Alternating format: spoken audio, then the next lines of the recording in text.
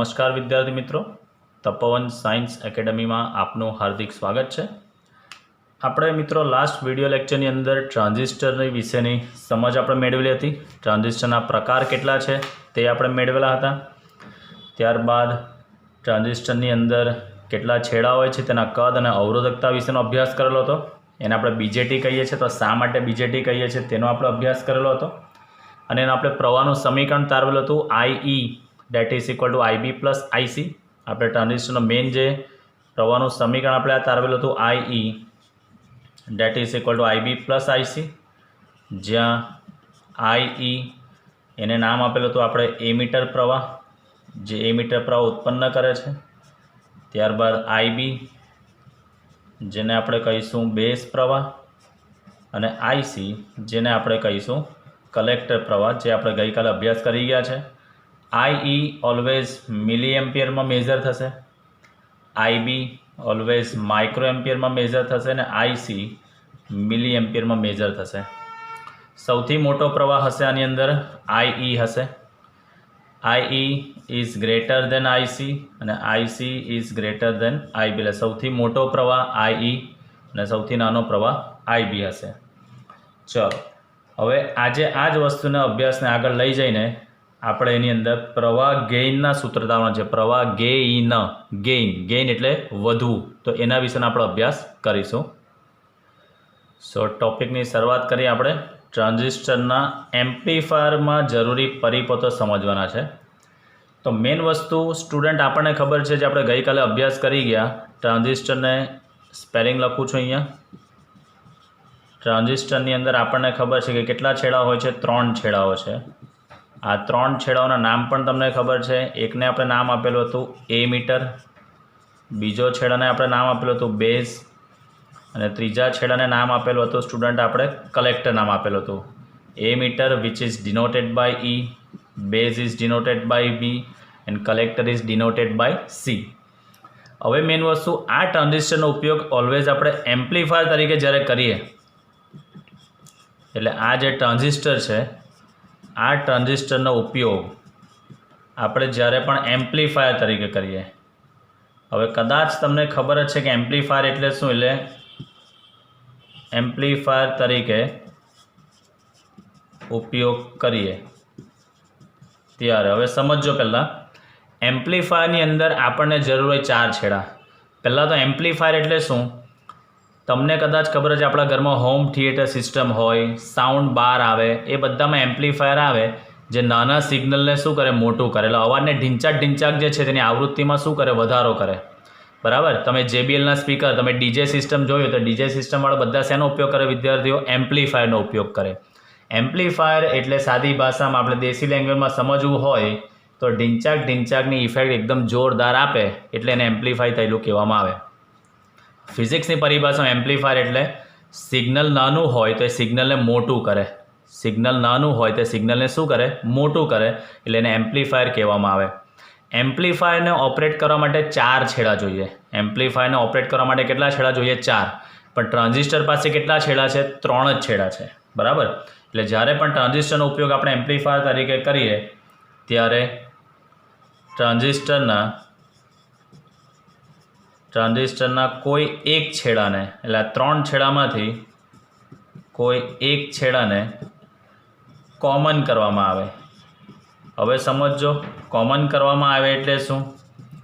તો આ સમજો, ધારો કે અહીંયા હું એક દોરું છું, આ આપણી પાસે છે એમ્પ્લીફાયર, આ જે છે તે એમ્પ્લીફાયર। એમ્પ્લીફાયરની અંદર આપણને જરૂરી છે કેટલા છેડાની? 4 છેડાની જરૂર પડે। આ વિભાગ જે છે તેને કહેવામાં આવે ઇનપુટ, અને આ વિભાગ જે છે તેને કહેવામાં આવે આઉટપુટ।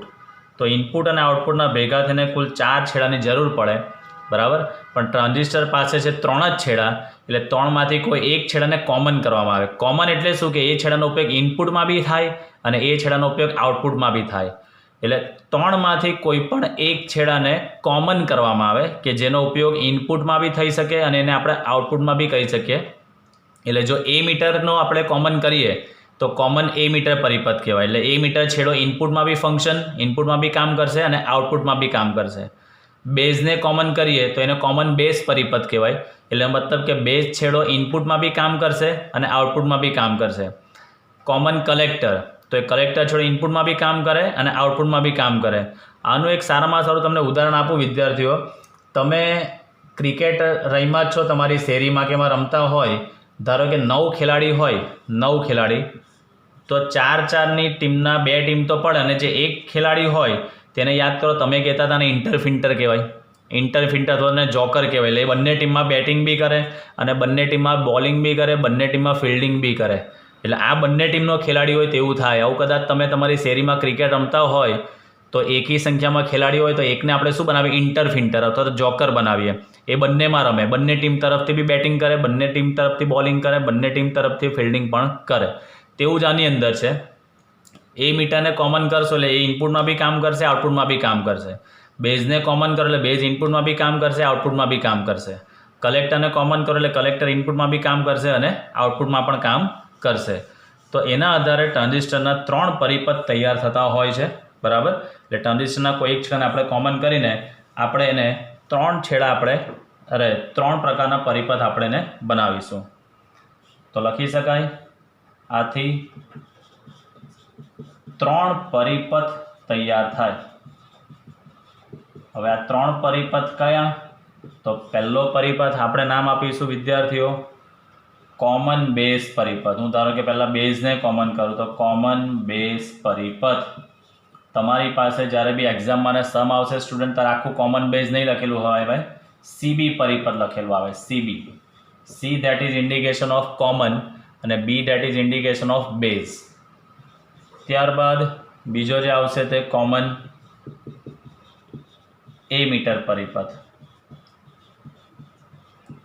કોમન એ મીટર એટલે એને કહીશું આપણે સીઈ પરિપથ. એને આપણે નામ આપીશું સીઈ પરિપથ, કોમન એ મીટર પરિપથ. અને ત્રીજો જે છે કોમન કલેક્ટર પરિપથ. ત્રીજો જે પરિપથ છે તે કોમન કલેક્ટર, સીસી પરિપથ, બરાબર. આ 3 પરિપથ તમારે અભ્યાસ કરવાના છે, બરાબર. તો હું પહેલાં તો દરેકના પરિપથ દોરું છું અને એના પરથી આપણે જે ગેઇન કન્સેપ્ટ જે મેં તમને કીધો સમજવાનો તે આપણે સમજીશું. તો પહેલાં હું સમજાવીશ તમને કોમન બેઝ પરિપથ. પહેલો પરિપથ અહીંયા ડાયાગ્રામ દોરું છું, કોમન બેઝ પરિપથ, એટલે એને કહીશું આપણે સીબી પરિપથ. કોમન બેઝ એટલે ફરી પાછું કહું છું મિત્રો કે આ બેઝ છેડો જે હશે તેને આપણે ઇનપુટમાં બી કામ લઈશું અને એને આઉટપુટમાં બી આપણે કામ લઈશું. તો આ ડાયાગ્રામ હું દોરું છું. આ ખાસ તમે ડ્રો કરી રાખજો વિદ્યાર્થીઓ કે જે તમને ઘણો કામ લાગશે, બરાબર. ચાલો, આ ટ્રાન્ઝિસ્ટર દોરું છું આ રીતે. આ આપણો કહેવાય બેઝ, આ બાજુ હશે આપણો એ મીટર, આ બાજુ હશે આપણો છેડો કલેક્ટર. પરિપથમાંથી પ્રવાહ બહાર એટલે નાઠો એટલે એનપીએન ટ્રાન્ઝિસ્ટર છે જે આપણે ગઈકાલે ડિસ્કસ કરી ગયેલા હતા. તો આ જે છે બેઝ જે છેડો છે તેને હું ગ્રાઉન્ડ કરી દઈશ, એટલે એને અર્થિંગ કરી દઈશ, બરાબર. હવે આ બેઝનો જે એક છેડો જે છે અહીંયાથી હું એને ઇનપુટમાં બી યુઝ કરીશ અને એમાંથી જ હું એને આઉટપુટમાં બી યુઝ કરીશ. આ ગ્રાઉન્ડની આ બાજુનો આખો સેક્શન કયો આપણે નામ આપીશું, ઇનપુટ, અને આ આપણો કયો સેક્શન હશે મિત્રો, આઉટપુટ, બરાબર. ચાલો, હવે આને કઈ રીતે ઓપરેટિંગ સિસ્ટમ જે થાય છે અને કઈ રીતે સર્કિટ જે છે તે અહીંયા દોરીશ. તો યાદ કરો આપણે ગઈકાલે જોઈ ગયા છે કે એ મીટર બેઝ જંક્શન ફોરવર્ડ બાયસમાં હોય છે, બરાબર. તો અહીંયા હું પરિપથ જે દોરું છું તો આ બેઝ ઉપર એક અવરોધ મૂકીશ, બેઝ અવરોધ, અને એને ઓપરેટ કરવા માટે બેટરી મૂકીશ. આ આપણો એનપીએન ટ્રાન્ઝિસ્ટર છે, એટલે આ એન પી અને આ એન. બેઝ એમીટર હંમેશા ફોરવર્ડ બાયસ, બરાબર છે, એ આપણે લઈશું forward bias by mistake, NPN, NPN. એટલે આ પોઝિટિવ છેડો અને આ ઉપર છે નેગેટિવ છેડો, એટલે અહીંયા દોરીશ નેગેટિવ, અહીંયા જોડીશ આ પોઝિટિવ.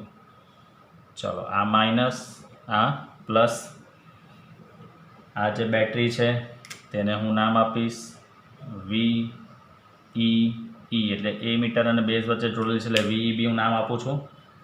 ભારત લોકશાહી દેશ છે પણ નામ ગમે તેવા નથી આપવાના. અહીંયા આપણે જોડીશું ઇનપુટ, જે સિગ્નલને આપણે મોટું કરવાનું છે તે આપણે અહીંયા જોડીશું. આ આપણો ઇનપુટ છે. હવે બીજી બાજુ દોરવાનું આપણે આઉટપુટ. તો આઉટપુટની અંદર આપણે જોડવો પડશે લોડ અવરોધ. યાદ કરો, તમને આગળ બી કીધું છે કે હંમેશા આઉટપુટ પર અવરોધ જોડી દેવાનો, કે જેનાથી ફાયદો શું થાય કે પરિપથમાં પ્રવાહ વધે તો અવરોધ થોડો પ્રવાહને ઓછો કરે, આગળના સર્કિટને ડેમેજ કરતો બચાવી દેશે. આ આપણે રિવર્સ બાયસમાં જોડવાનું છે. એટલે અહીંયા નેગેટિવ છે એન, એટલે અહીંયા હું જોડીશ પોઝિટિવ, નેગેટિવ, પોઝિટિવ, નેગેટિવ. આ થઈ ગયું આપણો બેટરીનું નામ આપીશ આને VCC, આને નામ આપું છું VCC, પોઝિટિવ અને આ નેગેટિવ. અને અહીંયાથી આપણે મેળવીશું આઉટપુટ, જે સિગ્નલ એમ્પ્લીફાઈ થઈને આવશે તે સિગ્નલ અહીંયા મળશે આપણને. તો આ થઈ ગયો કોમન બેઝ પરિપથ. આ બેઝ ઉપર અવરોધ છે મિત્રો, એટલે આને RB નામ આપીશું. આઉટપુટમાં જે અવરોધ હોય તેને આપણે નામ આપીશું RL, લોડ અવરોધ આપણે નામ આપીશું RL. આમાં પ્રવાહ જશે આ ડિરેક્શનમાં, એટલે આને કહીશું આપણે પ્રવાહ આપણો IC. અહીંયાથી પ્રવાહ જશે આપણો આ ડિરેક્શનની અંદર, એટલે પ્રવાહ આપણો બહાર નીકળશે અહીંયા. એ પ્રવાહને હું નામ આપીશ એમીટર પ્રવાહ IE. બરાબર છે? ચાલો. અને અહીંયા જે પ્રવાહ મળશે તે આપણો કયો છે? બેઝ પ્રવાહ. હવે ખાસ સમજજો મિત્રો, આની અંદર જે તમારે કન્સેપ્ટ સમજવાનો છે તે પહેલી વસ્તુ તો ગેઇન એટલે શું આપણને બી ખબર છે. કોઈ માણસને કહે ભાઈ વેઇટ ગેઇન કરવું છે, બરાબર? વેઇટ ગેઇન આવે ને વેઇટ લોસ આવે. લોસ એટલે ઘટાડવું ને ગેઇન એટલે વધારવું.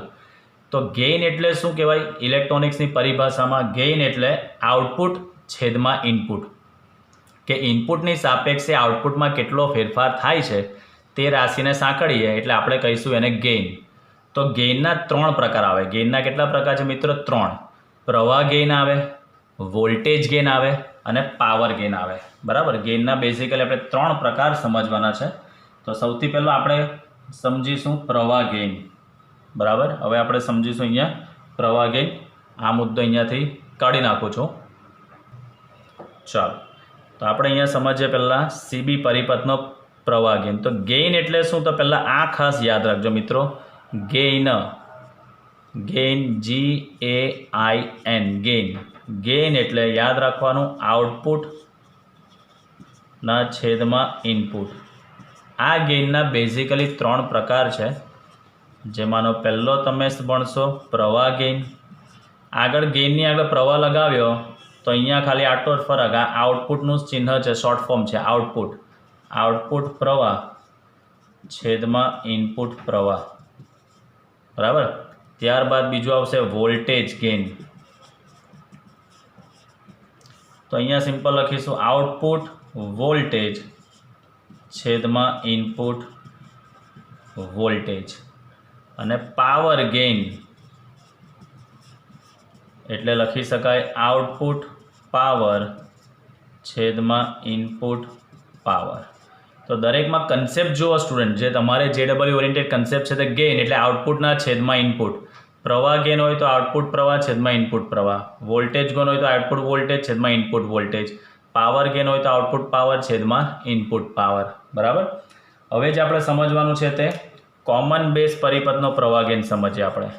એનું સૂત્ર તારવીએ. CB પરિપથનો પ્રવાહ ગેઇન. ચાલો, તો તમે જોઈ શકો છો કે કોમન બેઝ પરિપથ જે મેં દોરેલો છે અહીંયા, એ કોમન બેઝ પરિપથની અંદર આઉટપુટમાં પ્રવાહ, આ બાજુનો આઉટપુટ સેક્શન છે. આઉટપુટમાં પ્રવાહ કયો છે? કલેક્ટર પ્રવાહ IC. અને આ બાજુનું ઇનપુટ સેક્શન, ઇનપુટમાં પ્રવાહ કયો છે? IE. જે છેડો કોમન કરી દીધેલો હોય તેના પ્રવાહને ધ્યાનમાં લેવાનો હોતો નથી, કારણ કે એ તો ગ્રાઉન્ડ થઈ ગયો છે. જે છેડો આમાં કોમન બેઝ છે તો બેઝ પ્રવાહને ધ્યાનમાં લેવાનો નહીં. તો આઉટપુટનો પ્રવાહ કયો થઈ ગયો મિત્રો? જુઓ IC. ઇનપુટનો પ્રવાહ કયો થઈ ગયો? IE. તો અહીંયા લખીશ કે કોમન બેઝ પરિપથની અંદર ઇનપુટ પ્રવાહ જે છે તે આપણો થશે IE અને આઉટપુટ પ્રવાહ જે છે એ આઉટપુટ પ્રવાહ મિત્રો આપણો થશે કયો? IC. ક્લિયર? જે છેડો અર્થિંગ કરી દીધેલો હોય તેનો પ્રવાહ ધ્યાનમાં લેવાતો હોતો નથી. એટલે આઉટપુટ વિભાગમાં તમે જોઈ શકો છો પ્રવાહ આવે છે આપણો IC. ઇનપુટ વિભાગનો પ્રવાહ આવે છે તમે જોઈ શકો છો IE. એટલે ઇનપુટનો પ્રવાહ IE અને આઉટપુટનો પ્રવાહ છે IC. બરાબર? તો આઉટપુટ અને ઇનપુટ પ્રવાહના ગુણોત્તરને આપણે પ્રવાહ ગેઇન કહીશું. તો પ્રવાહ ગેઇનનો સંકેત છે કોમન બેઝ પરિપથ માટે આલ્ફા. તો હવે આપણે આનો પ્રવાહ ગેઇનનું સૂત્ર લખીએ. પ્રવાહ gain alpha is equal to સૂત્ર શું લખી ગયા છે યાદ કરો, આઉટપુટ પ્રવાહ છેદમાં ઇનપુટ પ્રવાહ. તો આઉટપુટનો પ્રવાહ કયો છે મિત્રો? આઈસી. ઇનપુટનો પ્રવાહ કયો છે આપણો? આઈ. બરાબર, આઈસીના છેદમાં આઈ. આ સૂત્ર યાદ રાખવું જરૂરી છે. આ પ્રવાહ ગેઇનનો જે જવાબ છે, તમને પરીક્ષા માટે બહુ કામનો પોઈન્ટ કહું છું, આ પ્રવાહ ગેઇનનો જવાબ ઓલવેઝ 1 કરતાં નાનો જ આવશે. કેમ? તો યાદ કરો, આપણે ગઈકાલે બી ડિસ્કસ કરી ગયા કે આઈ જે છે, આઈ દેટ ઇઝ ગ્રેટર દેન શું હોય? આઈસી. સૌથી મોટો પ્રવાહ આઈ, એનાથી નાનો આઈસી. તો અહીંયા તમે અંશ અને છેદની સાપેક્ષ જુઓ તો આઈ છેદમાં છે, એટલે સૌથી મોટો પ્રવાહ છેદમાં, એટલે છેદ મોટો અને અંશ નાનો છે. તો અહીંયા લખી શકાય, અહીંયા આઈ ગ્રેટર દેન આઈસી હોવાથી એ આલ્ફાનું મૂલ્ય જે છે તો ઓલવેઝ કેવું આવે? લેસ દેન 1 જ હોય. બરાબર, આ પોઈન્ટ ઘણો કામનો છે. આઈ લેસ દેન આઈસી હોવાથી આલ્ફા ઓલવેઝ કેવો થશે? લેસ દેન 1 જ થશે. ક્લિયર મિત્રો? તો આ હતું કોમન બેઝ પરિપથ માટે. આ જે હતું તે કયા પરિપથ માટે હતું? કોમન બેઝ પરિપથ માટે. હવે આવો જ પ્રવાહ ગેઇન આપણે સમજીએ કયા પરિપથ માટે? કોમન એમીટર પરિપથ માટે. તો હવે હું અહીંયા પરિપથ દોરીશ કોમન એમીટર પરિપથ માટે. આ પરિપથ અને આ જે લખ્યું છે મિત્રો તે ખાસ નોટની અંદર નોટ કરી લેજો. આ પોઈન્ટ ઘણા કામના હું અત્યારે તમને કરાવી રહેલો છું એન્ટ્રન્સ પોઈન્ટ ઓફ વ્યૂથી. ચલો હવે આપણે સમજીશું નંબર 2, કોમન એમીટર પરિપથ.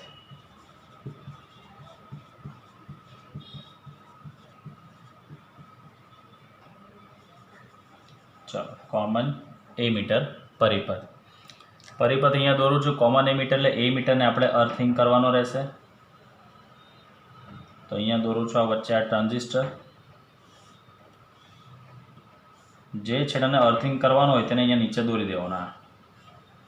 આ અહીંયા અર્થિંગ, એટલે આ આપણો થઈ જશે એ મીટર, આ થઈ જશે આપણો બેઝ, અને અહીંયાથી દોરીશું આપણે આ આપણો કલેક્ટર છેડો, આ આપણું ટ્રાન્ઝિસ્ટર.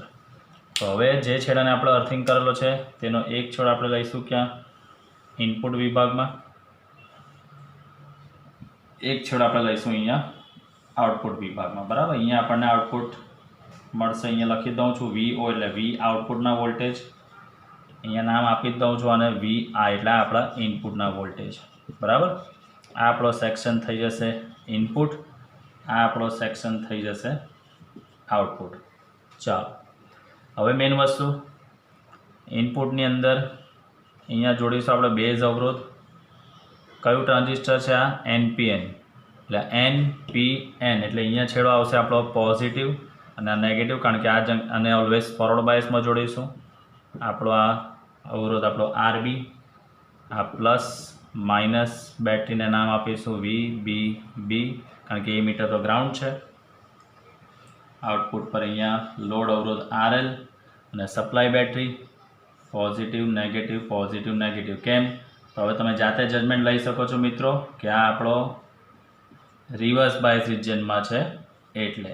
બરાબર, ચાલો, તો આની અંદર આપણો પ્રવાહ નીકળશે આ રીતે IB, કલેક્ટર પ્રવાહ નીકળશે આપણો IC. એ મીટર તો અર્થિંગ કરેલો છે આપણે. બરાબર, તો આની અંદર તમે જોઈ શકો છો મારે કોમન એ મીટર પરિપથ માટે પ્રવાહ ગેઇન લખવો હોય, C પરિપથનો પ્રવાહ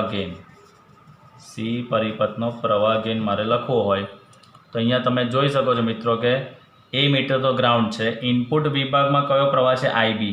આઉટપુટ વિભાગમાં કયો પ્રવાહ છે? IC.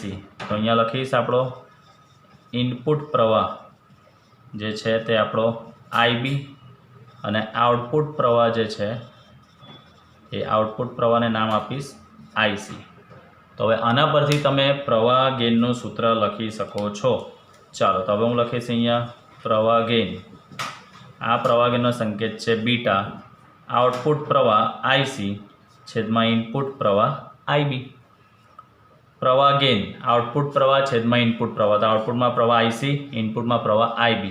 હવે તમને આપણે ગઈકાલે ફરી પાછું કીધેલું જ હતું કે IB તો માઇક્રો એમ્પિયરમાં છે અને IC મિલી એમ્પિયરમાં છે, એટલે છેદ ઘણો નાનો, એટલે પ્રવાહ ગેઇન આનો કેવો આવશે? એકદમ મોટો. તો અહીંયા શું લખી શકાય? અહીં IC is more greater then IB. માટે બીટા જે છે ઓલવેઝ મોર ગ્રેટર દેન શું થશે અહીંયા 1. બીટાનું મૂલ્ય શું થશે? Always more greater than 1. તો આ મુદ્દો ખાસ કામનો વિદ્યાર્થીઓ કે આઈસી જે છે that is more greater than IB, એટલે બીટાની કિંમત always more greater than 1. Alpha less than 1 અને બીટા ગ્રેટર દેન 1. આલ્ફા એટલે CB પરિપથ માટે અને બીટા એ CE પરિપથ માટે. બરાબર, તો આ ખાસ યાદ રાખજો. હવે તમને એક શોર્ટકટ આલ્ફા અને બીટા વચ્ચેનો સંબંધ મેળવી આપું કે શું છે તે. પહેલાં કોમન કલેક્ટર આપણે કમ્પ્લીટ કરીશું. Common collector that is not part of your syllabus, એનો પરિપથ કઈ રીતે છે તે હું તમને બતાવી દઉં છું. તો આ પરિપથ પણ તમે મિત્રો નોટબુકમાં ડ્રો કરી દેજો. હવે તમને આપું છું કોમન કલેક્ટર પરિપથ.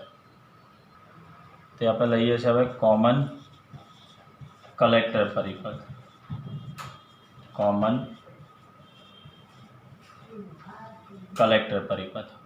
ચાલો, કોમન કલેક્ટર, તો નામ પરથી તમને ખબર પડી શકે કે કલેક્ટર છેડો જે હશે તેને આપણે શું કરીશું? કોમન કરી દઈશું.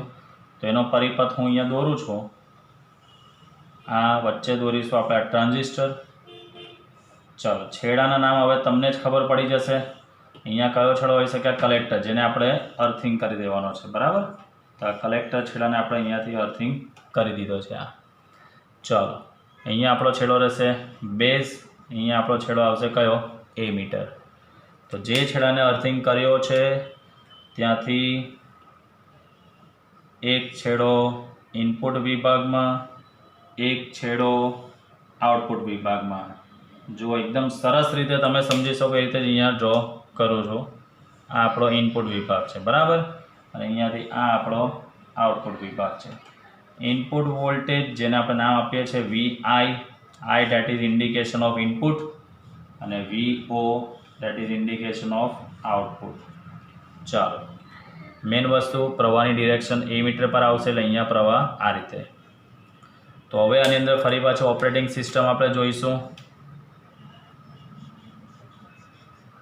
બેટરી જોડો છું, જાતે જજમેન્ટ લેવાનું છે. આ પોઝિટિવ, આ નેગેટિવ. બરાબર, આ પોઝિટિવ અને આ નેગેટિવ. અહીંયા છે આપણા VBB બેટરી. ચાલો, હવે અહીંયા જોડીશ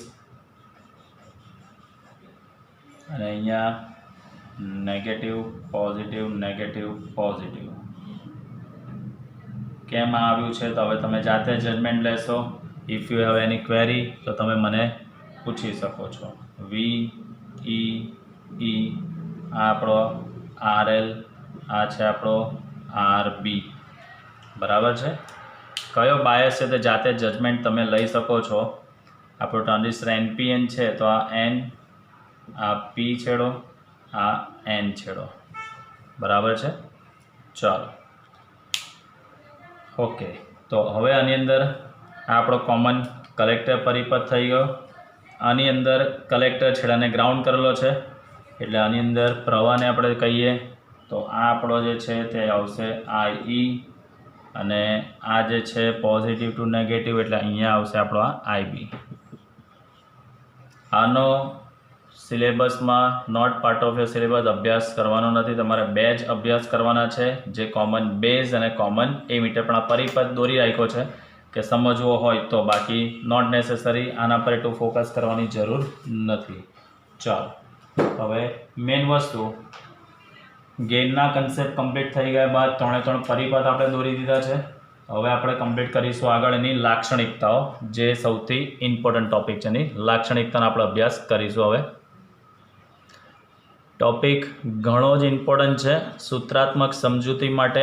આ ટોપિક એ તમારા JEE NEET માટેનો ઘણો અગત્યનો ટોપિક છે.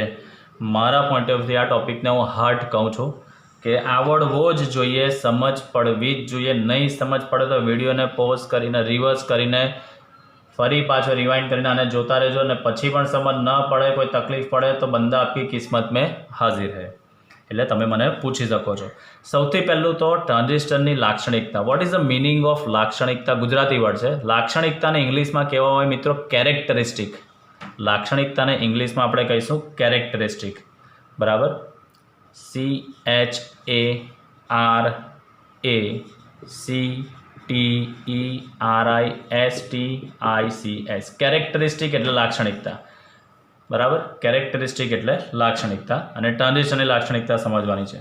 તો આ વર્ડ મિત્રો આપણે આગળ પણ જોઈ ગયા છે ત્રીજા ચેપ્ટરમાં ઓહમના નિયમના આલેખ જે આપણે દોરેલા હતા મર્યાદામાં, એમાં આપણે લાક્ષણિકતા એટલે ના વ્યાખ્યા આપેલી હતી. જ્યારે પણ તમે ઇલેક્ટ્રોનિક્સના સંદર્ભમાં વોલ્ટેજ અને પ્રવાહ વચ્ચેના સંબંધનો અભ્યાસ કરો એટલે કે આલેખ દોરો તો તેને હંમેશા શું કહીશું? એને લાક્ષણિકતા. એટલે ઇન શોર્ટ લાક્ષણિકતા એટલે વોલ્ટેજ અને પ્રવાહ વચ્ચેનો સંબંધ, બરાબર. તો ટ્રાન્ઝિસ્ટરની અંદર લાક્ષણિકતા એટલે શું આપણે કહી શકીશું મિત્રો? કે ટ્રાન્ઝિસ્ટરમાં વહેતા જુદા જુદા પ્રવાહ, 3 પ્રવાહ છે, એમીટર, બેઝ અને કલેક્ટર, અને જુદા જુદા વોલ્ટેજો, એ વચ્ચેનો સંબંધ દર્શાવતા આલેખને આપણે શું કહીશું? ટ્રાન્ઝિસ્ટરના લાક્ષણિક આલેખ આપણે કહીશું. તો ટ્રાન્ઝિસ્ટરની અંદર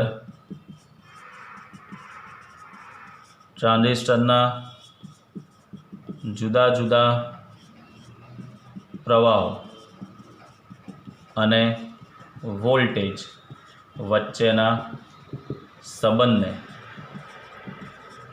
આપણે કહીશું એના લાક્ષણિકતાના આલેખો કહીશું. હવે ટ્રાન્ઝિસ્ટરમાં હમણાં જ આપણે જોઈ ગયા મિત્રો 3 પરિપથ CB, CE અને CC. તો દરેકમાં 2 વિભાગ હતા, યાદ કરો. જેને ગ્રાઉન્ડ કરીએ તેને એક બાજુ હતો ઇનપુટ વિભાગ અને એક બાજુ હતો આપણો આઉટપુટ વિભાગ. તો આની અંદર 2 લાક્ષણિકતા આપણને મળશે મિત્રો, ઇનપુટ લાક્ષણિકતા મળશે અને આઉટપુટ લાક્ષણિકતા મળશે. તો બેઝિકલી આપણે ટ્રાન્ઝિસ્ટરની અંદર 2 લાક્ષણિકતાનો અભ્યાસ કરવાનો છે. એક તો ઇનપુટ લાક્ષણિકતા અને બીજો અભ્યાસ કરવાનો છે મિત્રો આપણે આઉટપુટ લાક્ષણિકતા. ઇનપુટ અને આઉટપુટ લાક્ષણિકતાનો આપણે અભ્યાસ કરવાનો છે. તો ઇનપુટ લાક્ષણિકતા એટલે શું? કે ઇનપુટનો વોલ્ટેજ અને ઇનપુટનો પ્રવાહ વચ્ચેનો સંબંધ. ઇનપુટની વાત કરીએ તો એનો મતલબ કે ઇનપુટના વોલ્ટેજ અને ઇનપુટના પ્રવાહ વચ્ચેનો સંબંધ. એટલે આની અંદર આપણે યાદ રાખીશું સંબંધ કોની વચ્ચે મેળવીશું? ઇનપુટના વોલ્ટેજ અને ઇનપુટનો પ્રવાહ વચ્ચેનો સંબંધ. કન્ડિશન અપ્લાય કે એ વખતે આઉટપુટ કેવો હોવો જોઈએ? ફિક્સ હોવો જોઈએ. એટલે એ વખતે આઉટપુટના જે બી પેરામીટર્સ હોય તે આઉટપુટ કેવો હોવો જોઈએ? અચળ. આઉટપુટ અચળ હોવો જોઈએ. એનો મતલબ કે જ્યારે ઇનપુટની લાક્ષણિકતા મેળવીએ ત્યારે આઉટપુટ ફિક્સ થઈ જવો જોઈએ, આઉટપુટની ઇફેક્ટ ઇનપુટ પર થવું નહીં જોઈએ. અને જ્યારે આપણે આઉટપુટ લાક્ષણિકતા મેળવીશું તો આઉટપુટ લાક્ષણિકતા એટલે યાદ રાખજો આઉટપુટનો વોલ્ટેજ અને આઉટપુટનો પ્રવાહ વચ્ચેનો સંબંધ. કન્ડિશન અપ્લાય કે વખતે ઇનપુટ તમારો અચળ હોવો જોઈએ, બરાબર.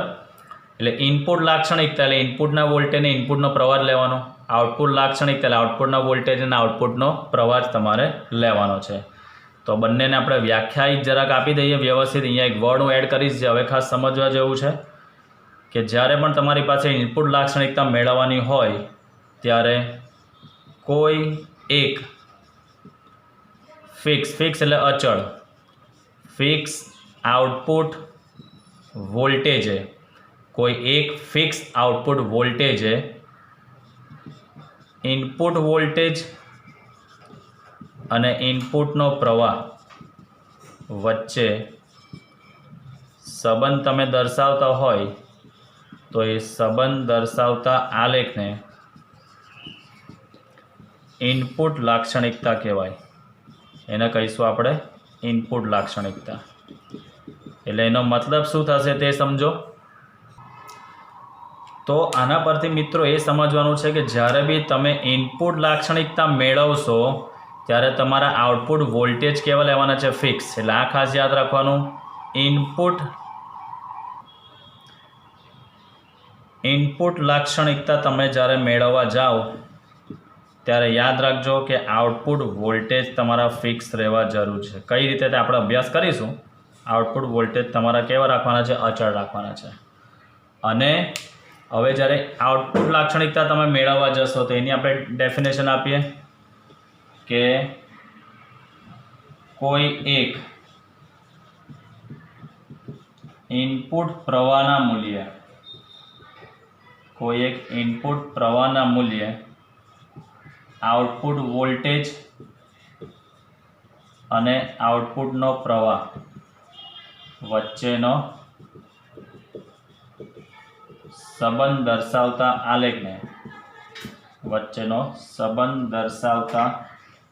આલેખને આઉટપુટ લાક્ષણિકતા કહીશું। તો આના પરથી મિત્રો એ હવે તમને ખબર હોવી જોઈએ, ખબર પડી ગઈ છે કે તમારે આઉટપુટ લાક્ષણિકતા જ્યારે મેળવવી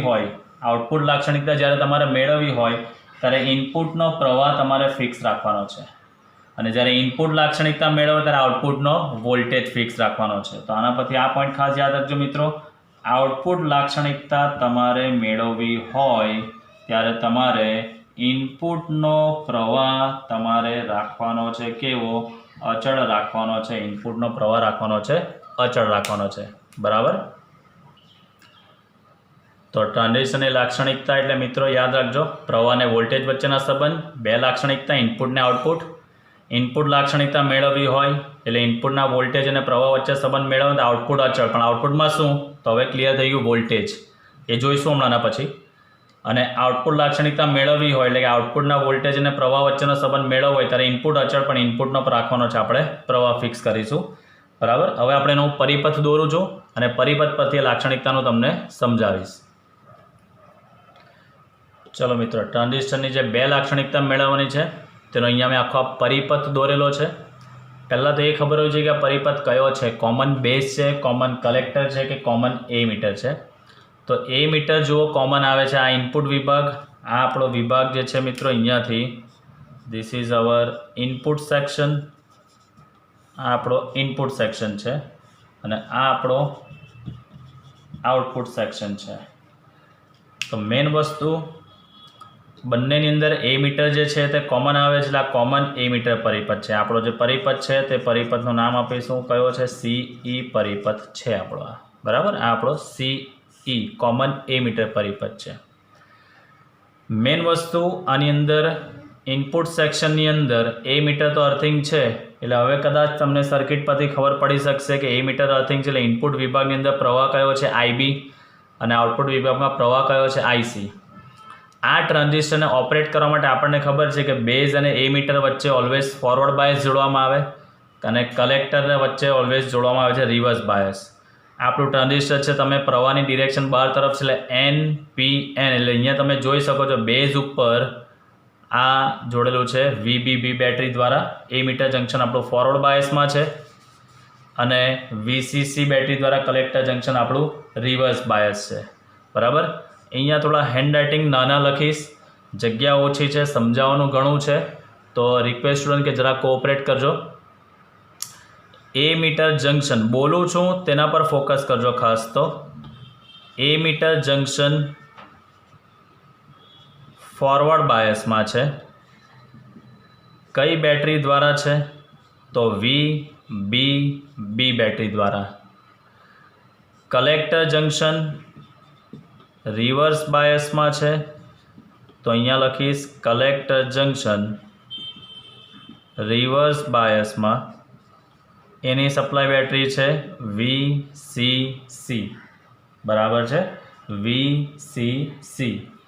તો વીબીબી બેટરી દ્વારા એમીટર જંક્શન ફોરવર્ડ બાયસમાં, વીસીસી બેટરી દ્વારા કલેક્ટર જંક્શન રિવર્સ બાયસમાં છે। અહીંયા જે બે જોડેલા છે તે વાયર બાઉન્ડ અવરોધ આપણા રિહોસ્ટેટ કહેવામાં આવે। રિહોસ્ટેટ એટલે કહેવામાં આવે ચલિત અવરોધ। આ રિહોસ્ટેટની ઉપર સ્લાઇડર આવે, એ સ્લાઇડર તમે જેવું સ્લાઇડ કરાવશો એટલે ઇનપુટ વિભાગનો વોલ્ટેજ આ વીબીઈ બદલાશે। આ સપ્લાય બેટરી છે ટ્રાન્ઝિસ્ટરને કાર્ય કરવા માટે। ઇનપુટના વોલ્ટેજ બદલવા હોય તો એ વોલ્ટેજ કયા છે? વીબીઈ। આ બંને મિત્રો સપ્લાય બેટરી છે, વીબીબી અને વીસીસી સપ્લાય બેટરી છે, આ બંને સપ્લાય બેટરી છે। વીબીઈ એ ઇનપુટના વોલ્ટેજ કહેવાય અને વીસીઈ એ આઉટપુટના વોલ્ટેજ કહેવાય। આ બંને સપ્લાય બેટરી ટ્રાન્ઝિસ્ટરને ઓપરેટ કરવા માટે, આ ઇનપુટના વોલ્ટેજ, આ આઉટપુટના વોલ્ટેજ, આ ઇનપુટનો પ્રવાહ, આ આઉટપુટનો પ્રવાહ આપણે કહી શકીશું। તો હવે મેઇન વસ્તુ આપણે ધારો કે ઇનપુટ લાક્ષણિકતા મેળવવી હોય, પહેલી લાક્ષણિકતા મારે મેળવવી છે, અહીંયા લખું છું ઇનપુટ લાક્ષણિકતા। મિત્રો થોડા અક્ષર નાના છે પણ વંચાય એવા કાઢવાનો પ્રયત્ન કરું છું। થોડું ધ્યાનથી જોજો. ઇનપુટ લાક્ષણિકતા મેળવવી છે. તો ઇનપુટ લાક્ષણિકતા એટલે શું? ઇનપુટનો વોલ્ટેજ VBE અને ઇનપુટનો પ્રવાહ IB વચ્ચેનો અભ્યાસ આપણે કરવાનો છે, પણ એ દરમિયાન આઉટપુટના વોલ્ટેજ ફિક્સ રહેવા જોઈએ. બરાબર, આપણે અભ્યાસ આ બેનો કરવાનો છે. VBE અને IB વચ્ચેનો અભ્યાસ કરીશું, કેવો આલેખ મળે છે તે, પણ ત્યારે આઉટપુટના વોલ્ટેજ આપણે કેવા રાખવાના છે? અચળ. તો કઈ રીતે કામ થશે તે આપણે સમજીએ. સંબંધ કોની વચ્ચે? તો કે ભાઈ VBE અને IB વચ્ચેનો સંબંધ. VBE અને IB વચ્ચેનો સંબંધ, પણ કન્ડિશન કઈ છે મિત્રો? કે VCE તમારા કેવા રાખવાના છે? તમારે અચળ. હવે સમજો શાબ્દિક સમજૂતી. માનો કે તમને એવું કહેવામાં આવે છે કે આ VCEના વોલ્ટેજને 2 વોલ્ટ તમે ફિક્સ કરો અને ઇનપુટ લાક્ષણિકતા મેળવો. તો કઈ રીતે આપણે કામ કરવાનું છે તે? આ રિહોસ્ટેટ R2 અત્યારે 0 પર જ છે, એટલે આ વોલ્ટેજ પણ 0 પર જ છે. અહીંયાથી એનું સ્લાઇડર સ્લાઇડ કરીશ એટલે અહીંયાથી ધીરે ધીરે વોલ્ટેજ વધશે. જેવું સ્લાઇડર સ્લાઇડ કરતાં અહીંયા વોલ્ટેજ બદલાશે એટલે આ કાંટો 0થી ધીમે ધીમે ક્યાં આવી જશે? 2 વોલ્ટ પર હું લાવીશ. જેવું 2 વોલ્ટ પર આવી જશે પછી હું R2ને છેડવાનું બંધ કરી દઈશ. એનો મતલબ કે R2ને સ્લાઇડ કરાવવાનું બંધ કરી દઈશ. કેમ? કારણ કે મને કીધું છે VC કેટલા વોલ્ટ ફિક્સ કરવાના છે? 2 વોલ્ટ. એટલે આ રિહોસ્ટેટ R2ની મદદથી હું VCને અચળ કરી દઈશ અને એને છોડી દઈશ. ત્યારબાદ આ VB મારે બદલવાનો અને બદલીશ કોની મદદથી? R1ની મદદથી. એટલે આ 2 વોલ્ટ પર ફિક્સ થઈ ગયા બાદ R1ના રિહોસ્ટેટનું સ્લાઇડરને સ્લાઇડ કરાવવાનું અને આના વોલ્ટેજ બદલતા જવાના, અને એ દરેક બદલેલા વોલ્ટેજે કેટલો પ્રવાહ આવે છે તે આપણે નોંધવાનો. તો મેઇન વસ્તુ અહીંયા આપણે શું કરીશું મિત્રો? નેક્સ્ટ પોઈન્ટ R2ની મદદથી, R2 એટલે રિહોસ્ટેટ R2ની મદદથી VCEને તમારે શું રાખવાનું છે? અચળ કરો. આ એકદમ દેશી લેંગ્વેજમાં સમજ પડી જાય એવું લખું છું. એ થઈ ગયા બાદ R1ની મદદથી VBને બદલો અને જે IB આવે તેને તમે નોંધો. આ જે રેન્જ છે મિત્રો VBની રેન્જ દેટ ઇઝ ઓલવેઝ 0થી કેટલી વોલ્ટ? 1 વોલ્ટ લેવાની છે રેન્જ. અને આ વોલ્ટની રેન્જ આપણી મિત્રો કેટલી છે? 0થી 10 વોલ્ટની રેન્જ છે. બરાબર. તો મેઇન વસ્તુ આ 0થી 1 વોલ્ટની જે રેન્જનું વોલ્ટ મીટર છે, તો અહીંયા જે તમે વોલ્ટેજ બદલશો આ સ્લાઇડર સ્લાઇડ કરાવીને 0, પછી ઓર સ્લાઇડ કરાવો 0.05, ઓર સ્લાઇડ કરાવો 0.10, 0.15, 0.20, 0.25, 0.30 ઓનવર્ડ્સ 1 સુધી જવાનું. અને દરેક વખતે આ પ્રવાહ કેટલો આવે છે તે તમારે નોંધવાનો છે. બરાબર. ચાલો, હવે પછી તમને એ તમારો આખો 2 વોલ્ટ આ ફિક્સ માટે કામ થઈ ગયું. તમને પાછું એવું કહેવામાં આવે છે કે હવે 4 વોલ્ટ ફિક્સ કરો. તો પાછું શું કરવાનું છે? બંને રિહોસ્ટેટને 0 પર લઈ આવો. આ રિહોસ્ટેટનું સ્લાઇડ કરાવીને ફરી પાછું ધીરે ધીરે અને 4 વોલ્ટ પર ફિક્સ કરો. જેવું 4 વોલ્ટ પર ફિક્સ થાય આને છેડવાનું બંધ કરી દો.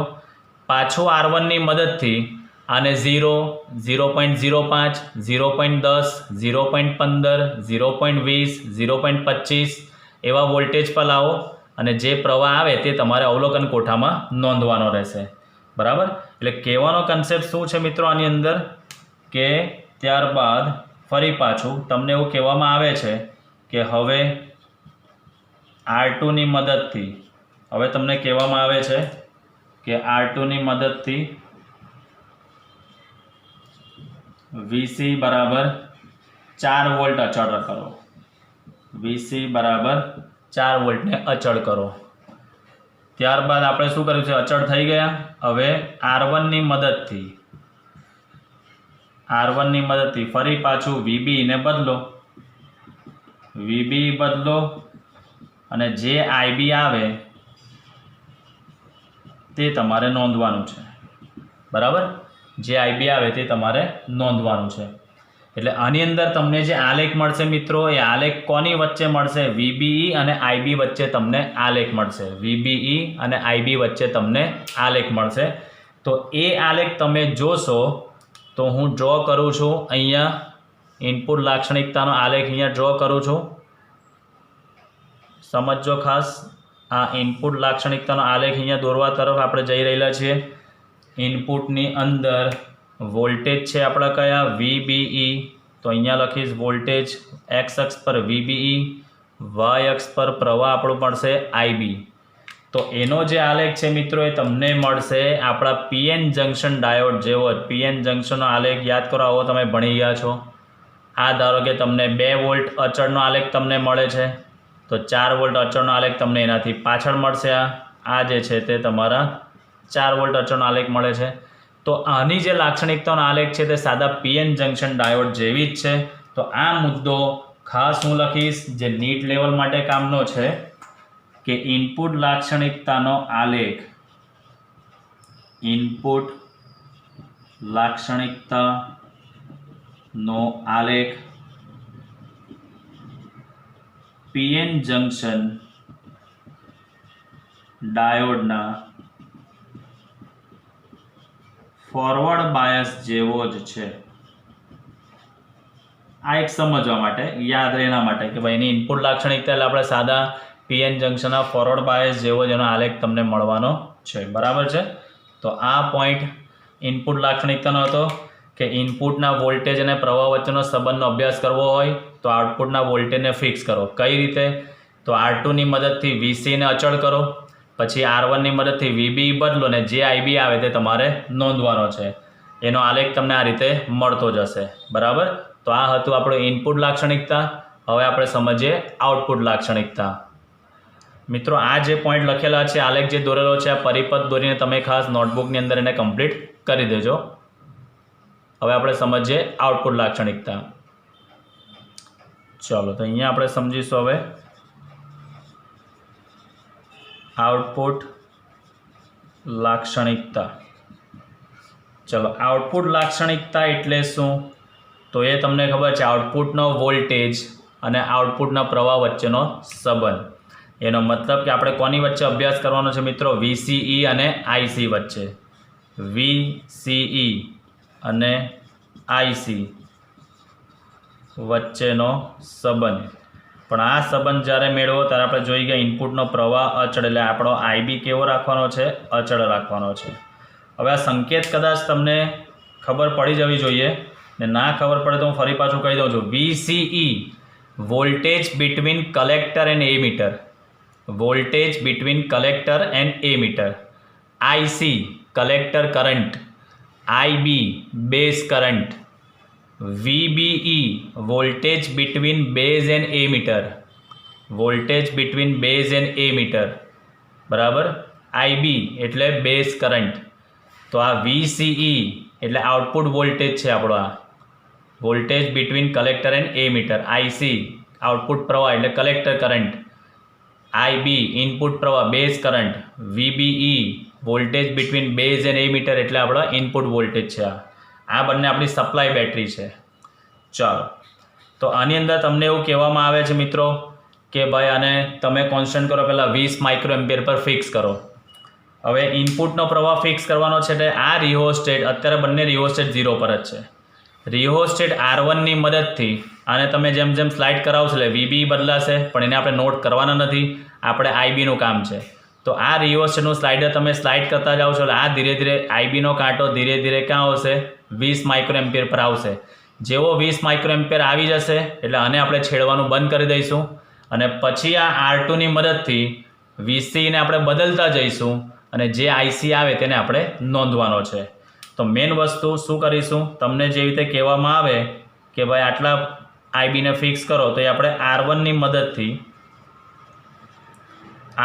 મદદથી IBને ફિક્સ કરો. બરાબર છે. એ ફિક્સ થઈ ગયા બાદ હવે એ છોડી દેવાનું. હવે R2ની મદદથી આઉટપુટનો વોલ્ટેજ કયો છે મિત્રો? VCE બદલો, અને જે IC આવે તે તમારે નોંધવાનું, જે IC આવે તેને તમારે નોંધવાનું રહેશે. થઈ ગયું આ? આના વોલ્ટેજની રેન્જ મિત્રો 0 થી 10 વોલ્ટ છે, એટલે અહીંયા તમે વોલ્ટેજ ચેન્જ કરશો 0, 0.5, 1, 1.5, 2, 2.5, 3 એવી રીતે વોલ્ટેજ તમારે બદલતા જવાના અને દરેક વોલ્ટેજ વખતે જે પ્રવાહ આવે છે તે તમારે નોંધતા જવાનું છે. હવે એક વખત તમને મેં ફિક્સ કરવાનું કહી દીધું 20 માઇક્રોએમ્પિયર, એનો IB1 કહું છું. પાછું તમને કહું છું કે ચાલો હવે 40 માઇક્રોએમ્પિયર પર કરો આ જ પ્રયોગ પાછો. તો ફરી પાછું મેં તમને કીધું 40 માઇક્રોએમ્પિયર, તો ફરી પાછું શું કરવાનું, બંને રિવોસ્ટેટને 0 પર લઈ આવો. ફરી પાછું R1ની મદદથી IB2 તમને જે આપેલો હોય તે એ IB2 ને ફિક્સ કરો. ધારો કે મેં તમને 40 કીધું છે, તો આ સ્લાઇડરને સ્લાઇડ કરાવો એટલે IB તમારો ધીરે ધીરે કાંટો સરકતો 40 પર જેવો આવે એટલે આને છેડવાનું બંધ કરી દેવાનું. IB2 ને ફિક્સ કરવો. ત્યારબાદ શું કરીશું મિત્રો, ફરી પાછું એ છોડી દેવાનું. હવે R2ની મદદથી ફરી પાછું VC ને બદલતા જાઓ અને જે IC આવે તેને તમે નોંધતા જાઓ, એટલે તે તમે નોંધો. થઈ ગયું?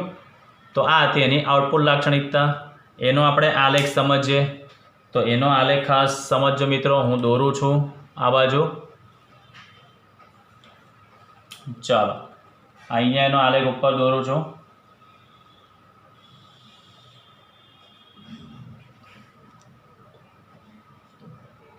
મેઇન વસ્તુ આઉટપુટનો વોલ્ટેજ છે આપણો VCE અને પ્રવાહ છે આપણો IC. એનો આલેખ તમને મળશે આ રીતે. VC જેમ જેમ વધારતા જશો તેમ પ્રવાહ વધશે. કોઈ એક પર્ટિક્યુલર વોલ્ટેજ પરથી તમારો પછી આઉટપુટ પ્રવાહ બી ફિક્સ થઈ જશે, કોન્સ્ટન્ટ જેવો, અચળ જેવો. આ થઈ ગયું. ધારો કે તમારા IB1નો આલેખ તમને આવો મળે છે, એટલે પહેલો 20 માઇક્રોએમ્પિયર જે ફિક્સ કરેલો તેનો આલેખ એવો મળે છે. હવે તમે બીજો બી કર્યો છે IB2 ને 40 છે, તો 40નો આલેખ તમને મળશે અહીંયાથી જ. ફરી પાછું અહીંયાથી કોઈ એક વોલ્ટેજ પરથી પ્રવાહ તમારો કેવો થઈ જશે, આમ કોન્સ્ટન્ટ IB2. એવી રીતે તમે ત્રીજો કરેલો હોય તો આ રીતે તમને મળશે IB3. એટલે એનો આ રીતે તમને આલેખ તમને જોવા મળશે. આ તો બેટા એનો આલેખ તમને આ રીતે તમને જોવા મળશે. તો હવે ખાસ સમજો, આની અંદર આઉટપુટ લાક્ષણિકતાનો જે વચ્ચેનો મધ્ય ભાગ છે, મધ્ય ભાગ એટલે જે જગ્યા પરથી તમારો પ્રવાહ જે છે મિત્રો એપ્રોક્સ કોન્સ્ટન્ટ થઈ જતો હોય, એટલે આ બાજુનો જે આખો વિભાગ છે એનો મધ્ય ભાગ, આ મધ્ય ભાગને ટ્રાન્ઝિસ્ટરનો એક્ટિવ રિજિયન કહેવાય. આ ટ્રાન્ઝિસ્ટરનો જે વચ્ચેનો ભાગ જે તમને આલેખ મળે છે તે આ ભાગને ટ્રાન્ઝિસ્ટરનો શું કહેવાય, એક્ટિવ રિજિયન. રિજિયન એટલે વિસ્તાર. આ ઇંગ્લિશ નામ છે, અને ગુજરાતીમાં તમને નામ આપો તો કાર્યશીલ વિસ્તાર. અને ગુજરાતીમાં તમે નામ આપો તો શું નામ આપશો મિત્રો, અને કાર્યશીલ વિસ્તાર.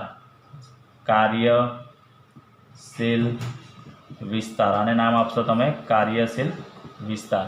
એટલે જે આઉટપુટ વોલ્ટેજ પાસે તમારા કલેક્ટર પ્રવાહ એપ્રોક્સ કોન્સ્ટન્ટ જેવો જે થતો જાય, એનો મતલબ કે એ ટ્રાન્ઝિસ્ટર એના એક્ટિવ મોડ પર આવી ગયો છે.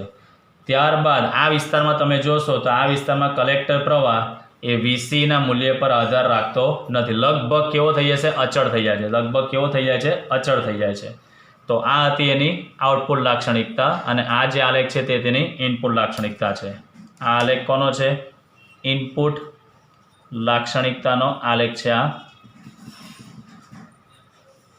અને આ જે આલેખ છે તેનો આઉટપુટ લાક્ષણિકતાનો આલેખ છે.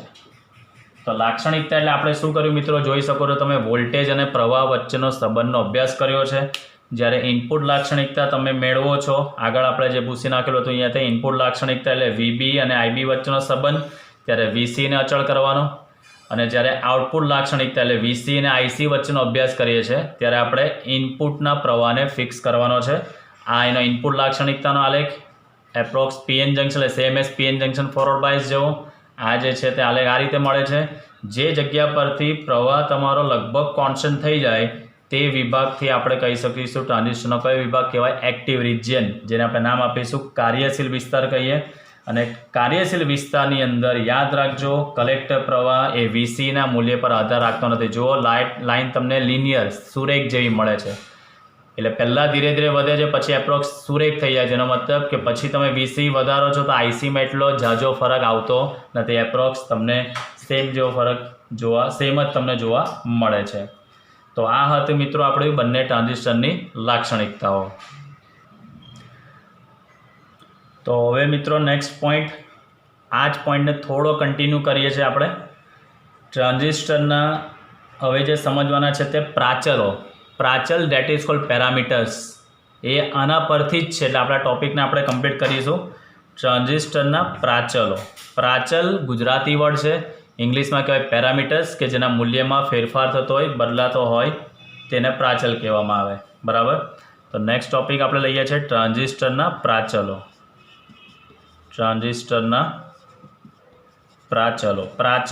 એટલે જેના કિંમતમાં ફેરફાર થઈ શકતા હોય, પેરામીટર્સ. બરાબર, જેના મૂલ્યમાં તમે ફેરફાર કરી શકતા હોય છો, ડેટ ઇઝ કોલ્ડ પેરામીટર્સ. ચાલો, તો એની અંદર તમારે સમજવાનું છે સૌથી પહેલું તો ઇનપુટ અવરોધ. 4 પ્રાચલ સમજવાના છે. ઇનપુટ અવરોધનું નામ આવે એટલે પહેલી વસ્તુ તો ખબર પડી જ જવી જોઈએ કે અવરોધ એટલે વોલ્ટેજના છેદમાં પ્રવાહ. અવરોધ એટલે નામ પરથી જ ખબર પડે, વોલ્ટેજના છેદમાં પ્રવાહ. હવે ઇનપુટનો અવરોધ છે એટલે ઇનપુટનો વોલ્ટેજ અને ઇનપુટનો પ્રવાહ જ આપણે જોવાનો. તો એનું સૂત્ર છે ઇનપુટ અવરોધ RI. ઇનપુટ અવરોધ RI એટલે આપણે કહીશું ઇનપુટનો વોલ્ટેજ અને ઇનપુટનો પ્રવાહ. એટલે અવરોધ R = V/I. એટલે ઇનપુટનો વોલ્ટેજમાં ફેરફાર આપણે લઈશું ડેલ્ટા VBE અને ઇનપુટનો કરંટ ડેલ્ટા IB. આ એનો ગુણોત્તર થઈ ગયો. ઇનપુટ અવરોધ અને ઇનપુટ પ્રવાહનો ગુણોત્તર એટલે થઈ ગયો ઇનપુટ અવરોધ થઈ ગયો. બરાબર. આ ઇનપુટ અવરોધ એ હંમેશા ઇનપુટ લાક્ષણિકતા પરથી જ મળે. ઇનપુટનો અવરોધ ઇનપુટ લાક્ષણિકતા પરથી જ આપણને મળશે. ત્યારબાદ ઇનપુટ અવરોધ કમ્પ્લીટ કર્યા બાદ હવે આપણે મેળવીશું આઉટપુટ અવરોધ.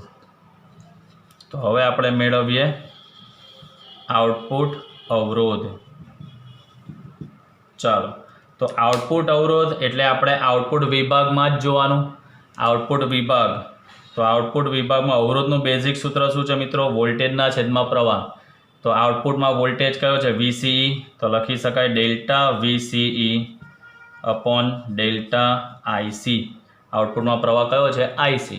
તો ઇનપુટ અવરોધ ને આઉટપુટ અવરોધ આપણે આવી ગયા. હવે આપણે મેળવીએ પ્રવાહ ગેઇન. ચલો, ત્રીજું જે પ્રાચલ છે પ્રવાહ ગેઇન. ત્રીજો જે પ્રાચલ છે તેનું નામ છે પ્રવાહ ગેઇન. તો એ તો હવે મિત્રો તમને ખબર જ છે, આ કોમન એમિટર પરિપથ છે એટલે એનો પ્રવાહ ગેઇનનો સંકેત આપણે લખીશું બીટા. પ્રવાહ ગેઇન એટલે આઉટપુટ પ્રવાહ છેદમાં ઇનપુટ પ્રવાહ. તો આઉટપુટનો પ્રવાહ છે આપણો કયો? IC. એટલે લખી શકાય ડેલ્ટા IC.